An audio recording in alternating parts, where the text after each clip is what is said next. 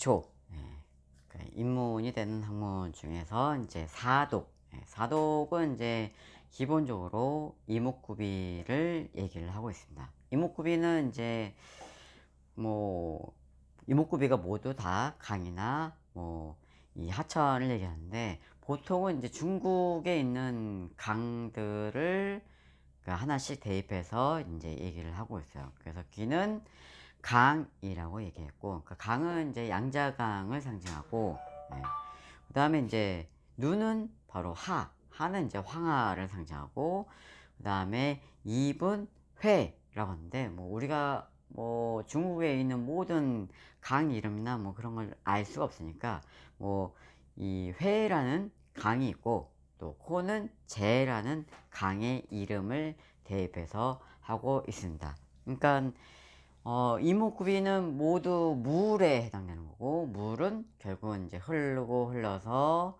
바다로 들어가야 되는 거죠. 그러니까 강물이 막히거나 너무 지나치게 홍수가 져서 범람이 되면 또한 이런 이목구비의 구조상의 문제가 발생할 수 있게 된다. 그래서 물은 아주 수려하게 길게, 둥글게 꽉 차게 이루어져야 되고, 결국은 바다로 길게 이어져야 된다. 이것이 가장 안정적인 사독의 형상이 될 수 있게 되는 거죠. 그래서 이 사독은 모두 윤택하게 밝게 빛나야, 그래야 이제 이 수량이 풍부하게 되고, 수량이 풍부하게 되면 주변에 이제 오곡백과가 잘 자라게 되는 형태가 되는 거죠.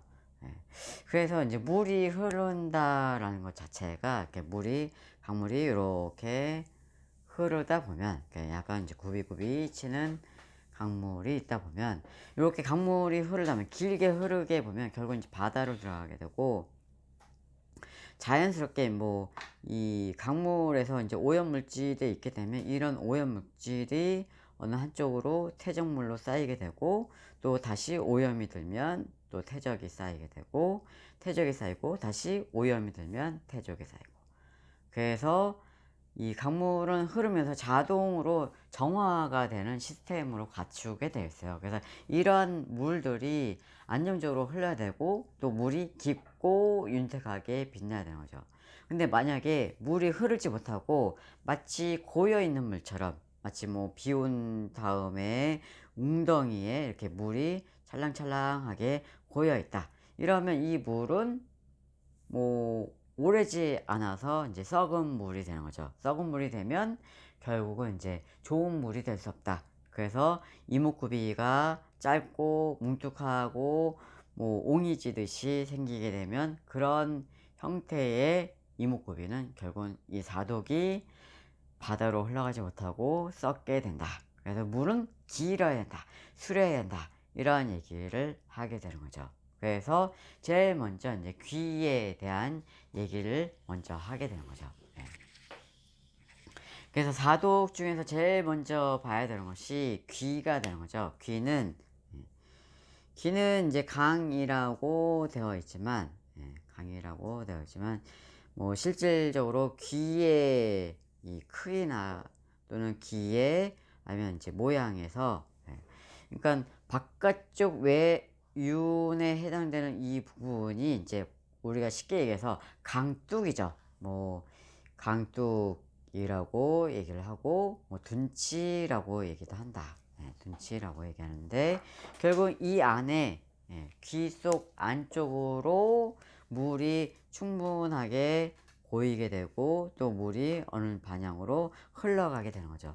그러면 이 귀의 크기에 따라서, 귀의 크기와 물이 당겨지는 수량에 따라서 그 사람의 뭐가, 바로 복량이 달라진다. 복이 많고 적은 것은 귀의 크기에 따라서 달라지게 된다. 그래서 귀가 크고 수량이 많이 풍부하게 담아지는 그런 귀의 모양이 되면 복량도 자연히 많게 된다. 그래서 기본적으로는 귀의 가장 바깥쪽에 있는 윤, 이걸 이제 외윤이라고, 바깥쪽에 있다고 해서 외윤이라고 하는데, 외윤이 가장 뚜렷하게 살짝 뚜루룩 말려서 있어야 이 강둑의 위치를, 그 강둑의 형태를 취하게 되는 거고, 만약에 외윤이 쫙 펴졌다. 예, 외윤이 전체적으로 쫙 펴지게 되면, 쫙 펴지고 또르륵 말아지지 않게 되면, 이거는 강둑이 무너진 형태가 되고, 강둑이 무너지게 되면 그만큼 뭐 물이 범람하게 되면 반드시 홍수가 되는 거죠. 그만큼 지혜롭지 못하게 된다. 예. 기는 지혜와 총명을 상징하는 바가 되기 때문에, 예, 지혜와, 예, 총명함을 상징하기 때문에 그 총명함이 바로 외윤에서 나온다. 예, 총명함은 바로 외윤에서 나온다.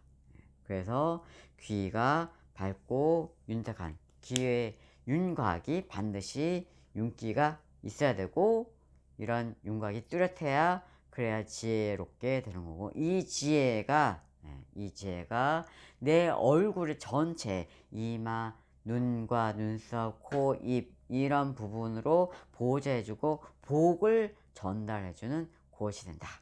그러니까 얼굴의 핵심이다. 얼굴의 가장 기본적인 요체가 된다 라고 얘기할 수 있죠. 만약 기가 외윤이 쫙 펴져서 지혜롭지 못하게 되고 총명하지 못하게 되면 아무리 유산 유업을 많이 받았다 하더라도 다 없어지고 소진되고 사라지게 된다.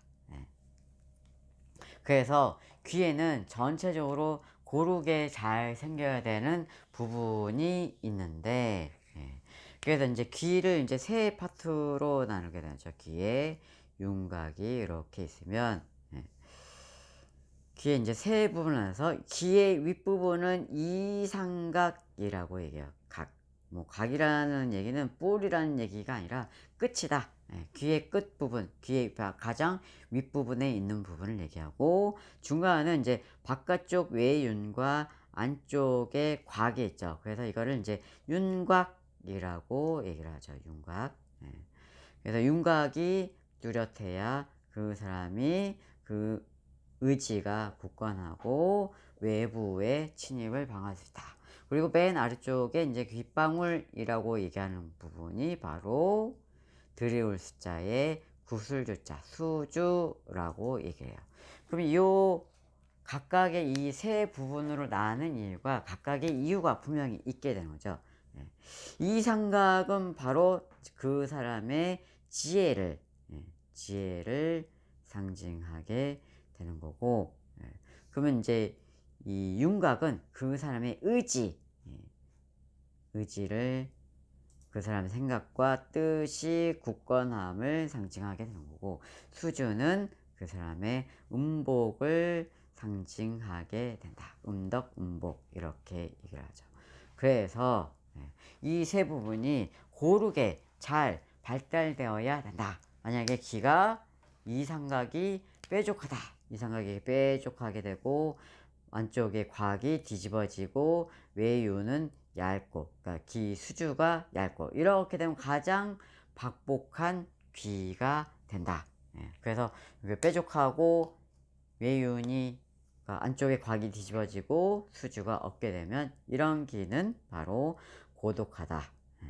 고독한 귀가 되고 그 다음에 박복한 귀가 되기 때문에, 그래서 이런 귀를 고박한 귀가 된다.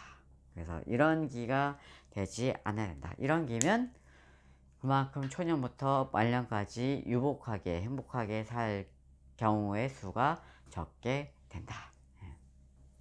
그래서 귀는 단정하게 외윤과 내각이 가지런해야 되고, 또 귀의 삼각이 가장 둥근 게, 이 삼각의 가장 중요한 점은 이 부분이 둥글게 포물선을 그리면 그릴수록 이 부분이 넓으면 넓을수록 더 지혜롭고, 만약 이 부분이 좁으면 좁을수록 지혜가 부족하고 뾰족하면 뾰족할수록 지혜가 없다. 뭐 이렇게 얘기하는 거죠.